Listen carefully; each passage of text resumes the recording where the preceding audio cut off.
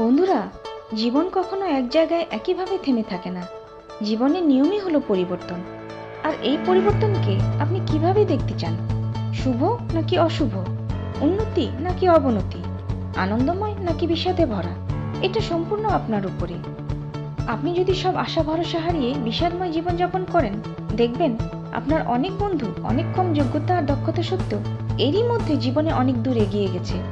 আর এটা শুধু যোগ্যতা অথবা দক্ষতার জন্য না, ভাগ্যের জন্যও না। এর প্রথম আর প্রধান কারণটাই হলো চিন্তাধারা।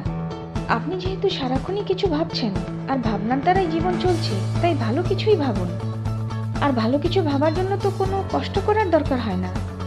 দিনের খুব অল্প কিছু সময়কে সঠিকভাবে সঠিক নিয়মে ব্যবহার করে আমরা যদি ভাগ্যের শুভ পরিবর্তন ঘটাতে পারি, তবে ভাগ্যকে দোষ দিয়ে আর বসে থাকার সময় নেই। আজ এক্ষুনি এই মুহূর্ত থেকেই ভাবতে শুরু করুন। খুব অল্প সময়ের মধ্যে দেখবেন আপনি সেই বন্ধুদের কাছাকাছি চলে গেছেন, এমনকি অনেককে কাটিয়েও গেছেন। কিন্তু সমস্যা হলো, সুন্দর স্বপ্নগুলো আমাদের মাথায় আসতেই চায় না, আর নীতি চিন্তাগুলো না চাইতেই চলে আসে। আমরা এখন কথা বলবো কি করে খুব সহজ আর সাধারণভাবে আমরা সাবকনসিয়াস মাইন্ডে আমাদের কথাগুলো পৌঁছতে পারি। প্রথমেই বলবো ক্রিয়েটিভ ভিজুয়ালাইজেশন, অর্থাৎ রচনাত্মক মানসিক চিত্র। যেমন ছোটবেলায় আপনি দৌড় প্রতিযোগিতা অথবা যেমন খুশি সাজো প্রতিযোগিতায় ফার্স্ট হয়েছিলেন, তাহলে আপনি সেদিন কিভাবে সেজেছিলেন তা এখনো মনের চোখে দেখতে পান। আপনাকে যখন ফার্স্ট ঘোষণা করা হয়েছিল তা এখনো স্পষ্ট শুনতে পান। এমনকি সেই মুহূর্তের খুশিটাকে এখনো অনুভব করতে পারেন। আবার কেউ আপনাকে প্রথম ফুল দিয়ে বলেছিল ভালোবাসি, আর আপনি তার প্রেমে পড়ে গিয়েছিলেন, তাহলে সেই কথা এখনো স্পষ্ট শুনতে পান। সেই দৃশ্য, ফুল, রং এখনো দেখতে পান। এমনকি সেই মুহূর্তকে অনুভব করে এখনো রোমাঞ্চিত হন। কিন্তু এটা হলো আপনার অতীতে ঘটে যাওয়া চিত্র। ঠিক এভাবেই আপনার ভবিষ্যতে ঘটতে যাওয়া চিত্রকে সাজিয়ে নিন। শব্দ, বর্ণ আর রং মিশিয়ে তা কল্পনার জগতে অনুভব করুন। একই দৃশ্য বারবার অনুভব করুন। হঠাৎ খেয়াল করবেন খুশিতে আপনার মুখে হাসি চলে আসছে, এমনকি আবেগে চোখে পানিও চলে আসতে পারে। বুঝতে হবে আপনি ঠিক রাস্তায় এগোচ্ছেন। অবচেতন মনে আপনার মেসেজ পৌঁছে গেছে। দ্বিতীয়টি হলো অ্যাফার্মেশন, অর্থাৎ সংকল্প। আচ্ছা, আপনাকে যদি জিজ্ঞাসা করা হয় ফুল বলতে আপনি কি বোঝেন, আপনি নিশ্চয়ই বলবেন সুন্দর একটা জিনিস। কিন্তু আমি তো বলিনি যে ফুলটা সুন্দর। আসলে ফুল বলতে আমরা সুন্দর কিছুই বুঝি, অর্থাৎ আমাদের সাবকনসিয়াস মাইন্ড ফুল বলতে সুন্দর কিছুর অস্তিত্বকেই বোঝে। ঠিক সেভাবেই আমরা যখন আমাদের ইচ্ছের কথা বলি, তখন তা আমাদের মনে ইচ্ছের অনুরূপ একটা অনুভূতি তৈরি করে। একসময় আমাদের সাবকনসিয়াস মাইন্ড আমাদের লালিত ইচ্ছেকে গ্রহণ করে নেয়। এক্ষেত্রে আপনার ইচ্ছেকে ছোট কোনো বাক্যের রূপ দিয়ে একটি সংকল্প তৈরি করুন। এরপর তা একটি পেপারে লিখে এমন একটি জায়গায় আটকে রাখুন যাতে বারবার তা আপনার চোখে পড়ে। খেয়াল রাখবেন বাক্যে যাতে কোনো নেতিবাচক শব্দ অথবা না এর ব্যবহার না থাকে। যেমন, আমি অসুস্থ হতে চাই না। এখানে অসুস্থ এবং না দুটোই নেতিবাচক শব্দ। যতবার আমরা অসুস্থ উচ্চারণ করব, ততবার আমাদের অবচেতন মনে অসুস্থতার একটা ইমেজ তৈরি করব। আর আমাদের অবচেতন মন না শব্দটাকে বোঝে না। সে বুঝে নেবে আমি অসুস্থ হতে চাই। কিন্তু আমরা যদি বলি আমি খুব খুশি এত সুস্থ আর সুন্দর জীবন পাবার জন্য, তবে তা আমাদের মনে একটা পজিটিভ অনুভূতি তৈরি করবে। আমি কয়েকটা ভুল সংকল্পের সঠিক বাক্য তৈরি করে দেখাচ্ছি। ভুল সংকল্প: আমি গরিব হতে চাই না। সঠিক সংকল্প হলো আমার আর্থিক অবস্থা দিন দিন ভালো হচ্ছে। ভুল সংকল্প: আমার জীবনসঙ্গী যেন অসৎ, খিটখিটে মেজাজের না হয়। সঠিক সংকল্প: আল্লাহর কাছে হাজার হাজার শুকরিয়া এরকম সৎ ও মার্জিত জীবনসঙ্গী মিলিয়ে দেওয়ার জন্য।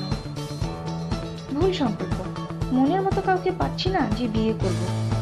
সঠিক সংকল্প হলো আমি ঠিক আমার মনের মতো একজন মানুষকে বিয়ে করতে যাচ্ছি, যে শিক্ষিত, মার্জিত, স্মার্ট আর আমার সাথে মানানসই। ভুল সংকল্প: এত কষ্টের বিজনেস যদি লোকসান হয়ে যায় তবে আমি আর দাঁড়াতে পারবো না। সঠিক সংকল্প হলো বিজনেস দাঁড় করিয়ে ফেলেছি, এখন শুধুই লাভ আর লাভ। তৃতীয়ত আমি বলতে চাই পুনরাবৃত্তি, অর্থাৎ রিপিটেশন। আমাদের মনে হাজারো ইচ্ছে ঘুরপাক খেতে থাকে, কিন্তু আমরা সেই ইচ্ছের কথা বারবার বলি যা আমরা গুরুত্ব দিই। বারবার বলা কথা প্রমাণ করে যে আমরা তা চাই। শুরুতে বাধা দিল বারবার বলা কথার সাথে আমাদের কনসিয়াস মাইন্ড একসময় আর তর্ক করে না, আর সাবকনসিয়াস মাইন্ড এটাকেই সত্যি হিসেবে গ্রহণ করে।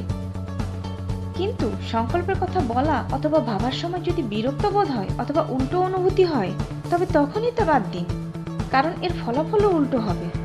মনে রাখবেন, সাবকনসিয়াস মাইন্ড কোনো ভাষা অথবা বাংলা ইংলিশ বোঝে না, সে শুধু বোঝে মনের ভাষা, অর্থাৎ অনুভূতি।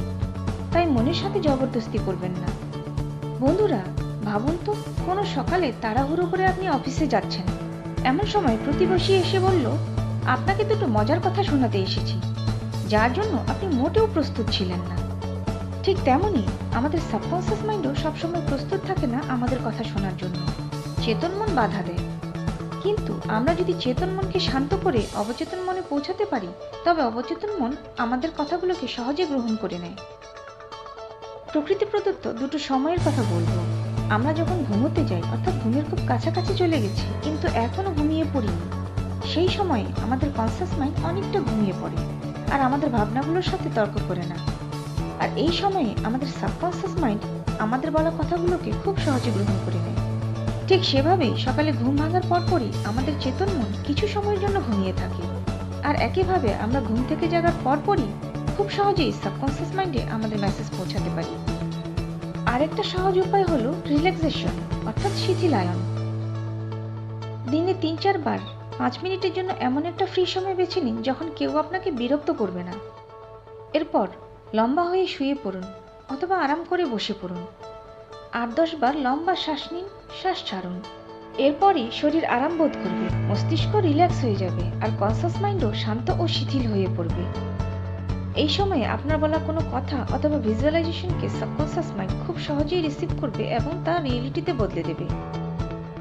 সাবকনসিয়াস মাইন্ড কিভাবে আমাদের মনের ইচ্ছেকে বাস্তবে বদলে দেয় তা জানতে পাশের আই বাটনে ক্লিক করুন। ভিডিওটির লিংক নিচে ডেসক্রিপশন বক্সেও দেওয়া আছে। এখন প্রশ্ন হলো, কতদিন এরকম করতে হবে? আমাদের শরীর ও মন সাধারণভাবে নতুন কিছু গ্রহণ করতে 21 দিন পর্যন্ত সময় নেয়। কিন্তু আমাদের আকাঙ্ক্ষা যত তীব্র হয় আর ছবি যত পরিষ্কার হয়, আমাদের সাবকনসিয়াস মাইন্ড তত তাড়াতাড়ি তা রিয়েলিটিতে বদলে দেয়। কিন্তু যদি 30 দিনের মধ্যেও সেরকম কোনো সংকেত না পাওয়া যায়, তবে বুঝতে হবে আমাদের ইচ্ছে শক্তির মধ্যে কিছুটা গ্যাপ থেকে গেছে, অথবা আমাদের ভিজুয়ালাইজেশন ক্লিয়ার না।